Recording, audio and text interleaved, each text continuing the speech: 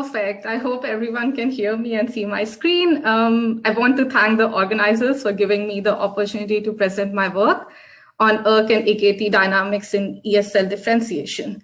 So to start off, I would just like to briefly say, okay, why do signaling dynamics matter?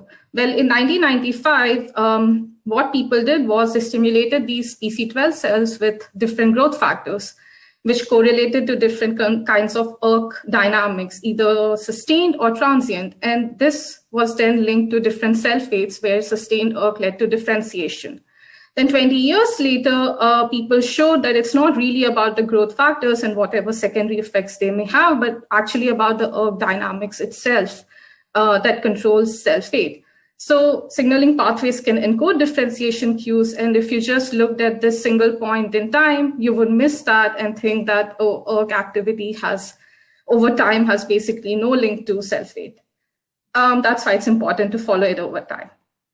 Specifically, we were interested in looking at ERK dynamics in mouse embryonic stem cells because this is just a very simplified version of the ERK signaling pathway that lies downstream of the FGF receptor. And in the presence of a ligand, the receptors dimerize, triggering the downstream cascade till ERK gets activated.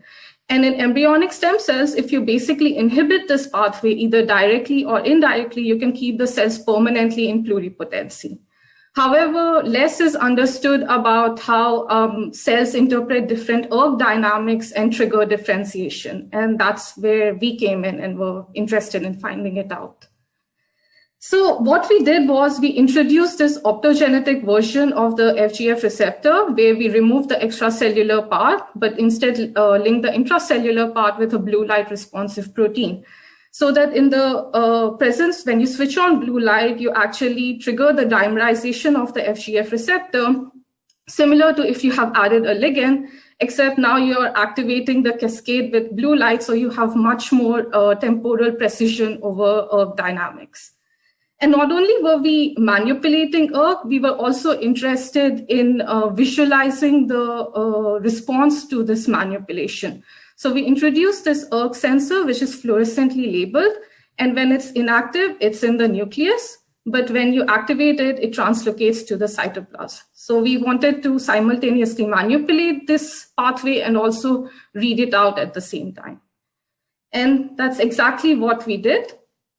You can see here, this is the ERK sensor. And when we give pulses of blue light, we could introduce oscillatory ERK dynamics to the cells, whereas if we gave sustained light, we could give constant ERK dynamics. And the cells behaved very synchronously, and this was very nice that we could stimulate different ERK dynamics with different light stimulation patterns. And it's not just those two patterns.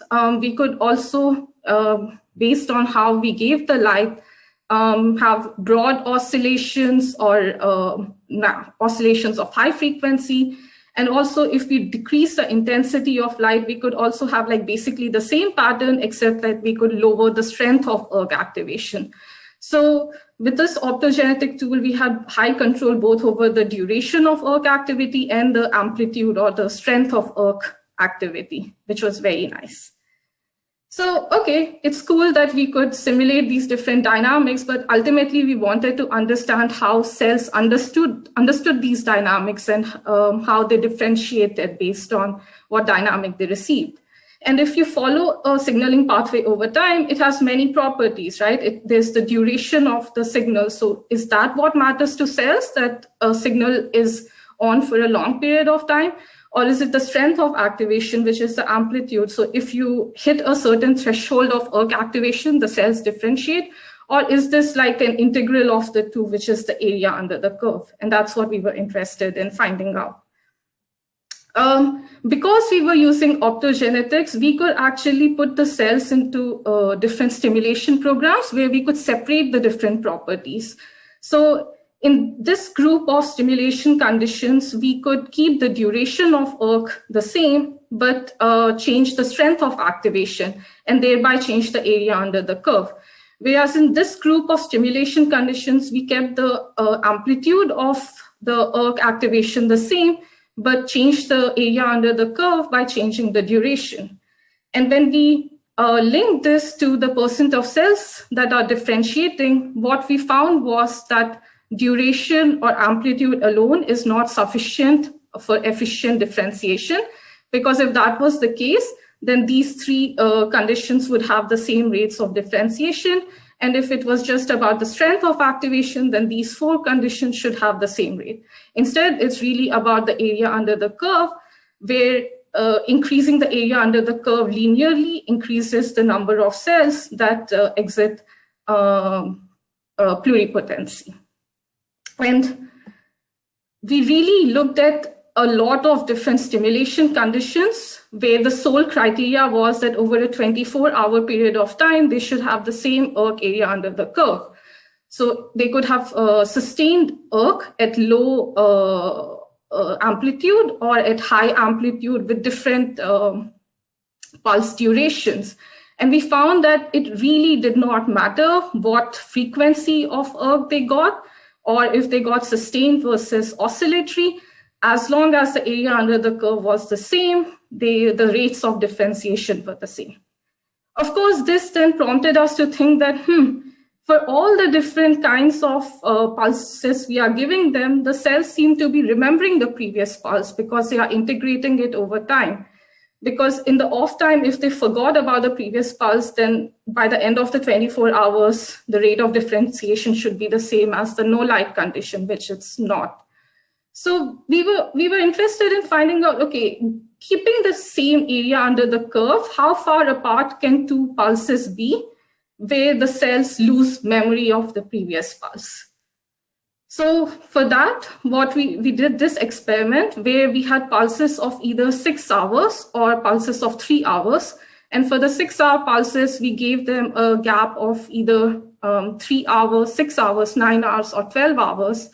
And for the pulses of 3 hours, we gave a gap of either 3 hours and 6 hours. The only criteria was that the area under the curve should remain the same. And I want to draw your attention to these two stimulation conditions where you can see that when the gap is 3 hours, the rate of differentiation is normal. However, when the gap is increased to 6 hours, it's closer to the no light condition.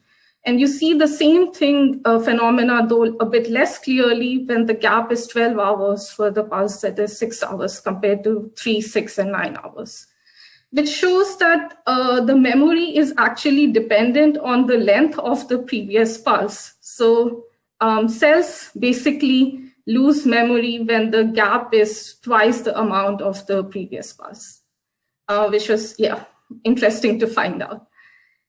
Switching tracks a little bit, till now, all the experiments I have shown were done in pluripotency media. So we were trying to trigger cells into differentiation in a media which essentially wanted them to be pluripotent.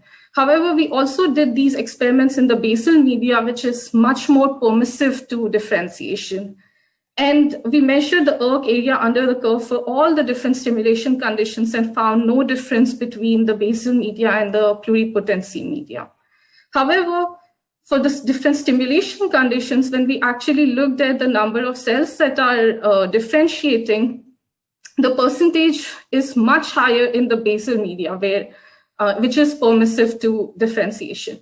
So from this, what we concluded was that, okay, just having the high ERK is not sufficient. Something else is causing the difference that should explain the difference between the differentiation potential of cells in these two different media. And that's when we looked at AKT signaling, because in literature, while it's known that FGF is directly upstream of the ERK, with AKT, it's a bit more confusing whether it's indirectly activated or directly activated. But because we could trigger the FGF response and instantly measure with a sensor, we could look at the primary responses of FGF activation on AKT. So this is the AKT sensor. And when we triggered it with light, you could actually see the sensor move out of the nucleus into the cytoplasm, showing that, yes, it is directly downstream of the FGF receptor and is also activated by it. And when we looked at the AKT response in the two different media, for all the different stimulation conditions, what we found was that the area under the curve for AKT is much higher in the pluripotency media compared to the basal media. So from this, what we basically concluded was that, okay, it's high ERK is definitely necessary, but low AKT signaling is also important for efficient differentiation. And so I would like to finally conclude that, okay, in this talk, I showed that very precise ERK dynamics are possible. We could manipulate and simultaneously measure these ERK dynamics. The duration or amplitude alone are not sufficient. Area under the curve matters. That ERK memory can be retained up to 2x the length of the previous ERK pulse, and that low AKT signaling is also contributing to differentiation. And with that, I would like to thank the members of my lab. We are in Basel, a very nice city, though not so much maybe in Corona times, and previous lab members, Andreas, who helped validating the sensors, and Christoph, who helped with building the optogenetic lid that we use for all the stimulation programs. And with that, I can end my presentation and take questions. Thank you. Very nice. So there's a question here from Merit Romeke. Cool story. How and how long after light stimulation are you measuring the exit from pluripotency? 24 hours after. So we are constantly stimulating, and at 24 hours, we fix the cells and stain them for pluripotency factors. And Sylvia Santos asks a technical question. Can you define what you mean by pluripotency media? Is it 2I LIF? No, it's AI LIF. I hope that it's also a defined media, but it indirectly abrogates ERK activity, not directly like 2I LIF, where you put the MEK inhibitor in there. Okay, there's another question from Michael Peplenbosch. With the optogenetic activation of the intracellular FGF receptor, you will not only activate ERK and AKT, but also other downstream pathways of this receptor. Have you considered measuring, e.g., calcium fluxes, TARC activation, STAT phosphorylation, etc., at the same time, and seeing how they influence the ERK-AKT-mediated cell fate decision? Yes, I mean, in the end, there are like 30 signaling pathways, and they are all of interest. For this story, we stopped here, but definitely the idea is to also look at other signaling pathways. Okay, so next, Angus McNichol says, great talk. Does nuclear phospho-MAPK correlate with area under the curve and pulse times? Yes, we definitely did phospho-ERK staining to show that it does correlate, yes. However, whenever you're doing antibody stainings for phospho-MAPKs, the quantification will not be as exact as with a sensor. But yes, we could show that it correlates. Okay, there's a few questions I think related here on phosphorylation. So John Murray asks, very nice talk. Based on the time scale, do you think ERK memory is due to pathway, component phosphorylation, etc., or could there also be a role of changes in expression level? Also, Wendy Wang asks, would you expect phosphorylation status to have an effect? Is there a way to track that for both ERK and AKT? If not through a sensor, by terminal time point analysis to see if there are differences? Sorry, I don't. The question is, can you measure the phosphorylation level of the AKT and ERK?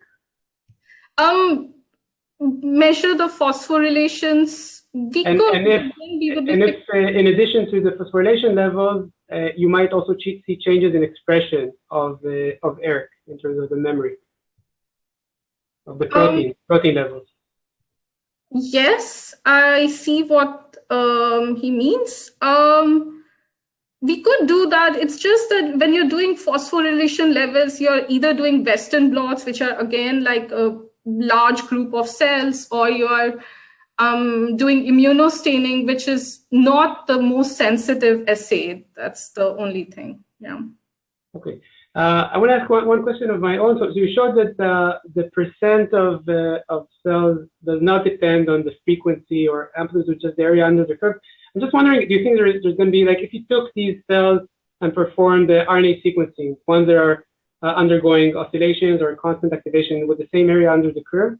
Do you think there might be genes individual genes that respond differentially to frequency versus amplitude? Yeah, no, that's the main question, right? So with this study, I really wanted to treat the cells as a black box and not think about transcriptional programs and really look at the signaling pathways. But yes, the next step would definitely be to look at the RNA-seq and see if basically the same genes are being triggered and it really does not matter, or if there are two different clusters, but somehow they still lead to differentiation as the end goal. Yeah, that would be the next step.